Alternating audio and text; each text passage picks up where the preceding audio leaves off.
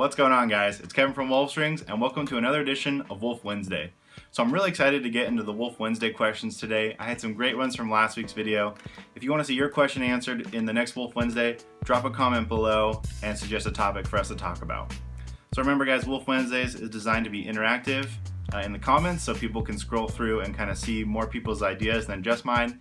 I'll talk a little bit on the subject today, but really I want to see what you guys think and just kind of create more of an interactive space on the YouTube channel for you guys. So the first question comes from Now Sit Strings. Sorry if I butchered that, but he asks, what could we do or what will we see in mesh, in shapes of mesh that's going to affect stringing? And then the second question is from Jake Lilly, and he asked kind of what's the theory of going through a pattern in a head? And I think these two questions are great and they kind of go really well together, especially with the release of Vortex Mesh from East Coast Dyes. So I've got some here in the studio. Be sure you subscribe to our YouTube channel so you don't miss our full review of Vortex Mesh. But we'll talk about it briefly here today, as well as some stringing theory. And then I'm excited to see what you guys comment below. So here we have Vortex Mesh. And you guys, most of you guys should know about this by now, but Vortex Mesh has regular Hero Mesh diamonds up here at the top where you can string your channel. And then as it gets into the main part of the pocket, you can see here it switches into like these huge square diamonds to give you more hold in what ECD is calling this sweet spot. So you're going to get a lot more hold, a little more shiftiness where the ball is going to sit, and it does create a little bit extra whip or a little bit more of a direction change in the ball coming out of the stick. So right about here is where it would be. It's just going to help that ball get out of the stick a little faster. So very interesting. ECD is not the first company to do something like this with mesh, but I think they are one of the first companies to kind of capitalize on it, perfect the design, and make it applicable for you guys today. So I think we'll see different companies coming out with other mesh shapes. So we might move away from diamonds. And again, guys, this is all a theory to me, but I think we might eventually move away from the traditional diamond shape, and we might see things like longer rectangles, maybe even some type of circle or oval pattern would be really cool. And I think that's going to affect kind of how we string sticks. So real quick, a stringing stick theory in like 2 seconds is what I look for first is I'm looking at the top part of the head and I'm looking to keep these interlocks spaced really evenly. So that pulls the very top row of diamonds very evenly on the mesh. Then the next thing I'm looking for is this line from the sidewall up through the top of the scoop.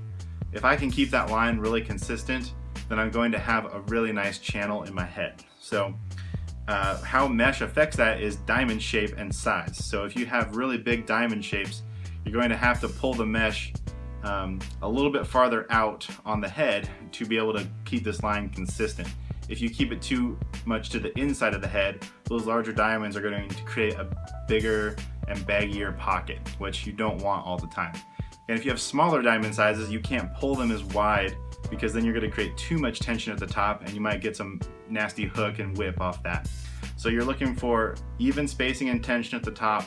You're looking to keep a line nice and even here, tension along the sidewall up to the scoop. And then you need to decide if you have a wider diamond, generally you want to use an SI, so that pulls the mesh as wide as it can go. And if you have a smaller diamond, you want to use something like an interlock or an anchor knot to pull the mesh to the inside so you're not putting too much tension at the top. So that's kind of where you start, and then as you go down, you want to look at the shape of the sidewall rail and just see where it bags out the most. No matter what kind of pocket you string, like this is an optic, for example, it's meant for a low pocket.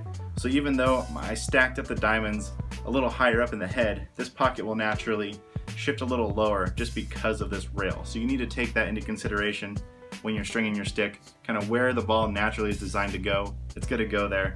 A good example is also in the Stallion 700. It's meant for a higher pocket, so even if you string a lower type pocket, that channel is going to shift up a little higher anyways. So I think that's kind of like the basic theory of stringing a stick, but then when you throw in different diamond sizes, then that really throws everything out the window and you kind of have to readjust that. But I think it'd be really cool to see different shapes. Maybe a longer rectangle or oval, like I said, would be cool. And I think that's also going to affect the type of knots we use. So, your basic SIs, interlocks, stacked, ones, twos, stuff like that.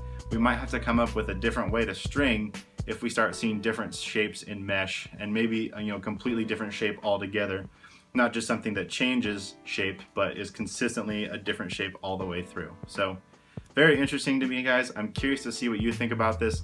So leave a comment below on what you think the future of mesh is going to look like now that we have Vortex out, and kind of how you think that will affect stringing and kind of playing in the game as well. So again, guys, don't forget to like this video if you liked it. Please subscribe to the YouTube channel so you don't miss any updates and you don't miss future Wolf Wednesdays. And I'll talk to you guys next time.